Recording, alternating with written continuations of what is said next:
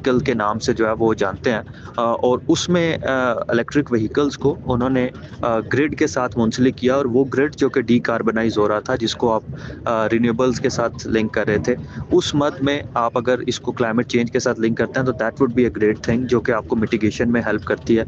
पाकिस्तान को इस टाइम पे एक ऐसे क्लाइमेट चेंज प्लान की ज़रूरत है जो कि इकोनॉमिकली वायबल भी हो, उसमें इलेक्ट्रिक व्हीकल जो है वो बड़े इंपॉर्टेंट हैं। और इलेक्ट्रिक व्हीकल को सिर्फ़ और सिर्फ इम्पोर्टेड इलेक्ट्रिक व्हीकल नहीं, पाकिस्तान को इस टाइम पे इंडिजिनाइजेशन की भी ज़रूरत है।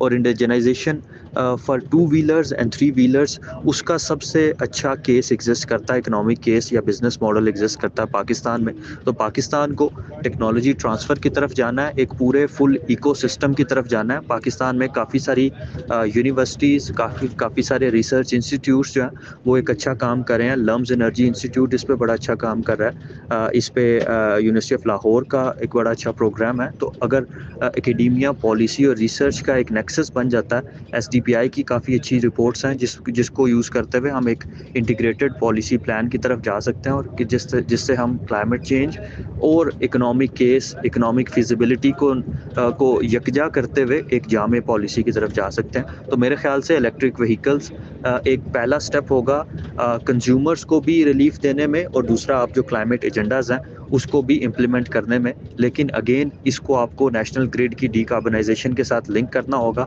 और अपने मोटरवेज़ और हाईवेज़ को डिस्ट्रीब्यूटेड जनरेशन के साथ, कम्युनिटी ग्रिड्स के साथ, छोटे-छोटे सोलर पैनल्स और विंड पावर स्टेशन के साथ लिंक करके आपको इस चीज़ को आगे लेके जाना होगा, ताकि वो सस्टेनेबल भी रहे और उसका इकोनॉमिक केस भी एग्जिस्ट करता रहे।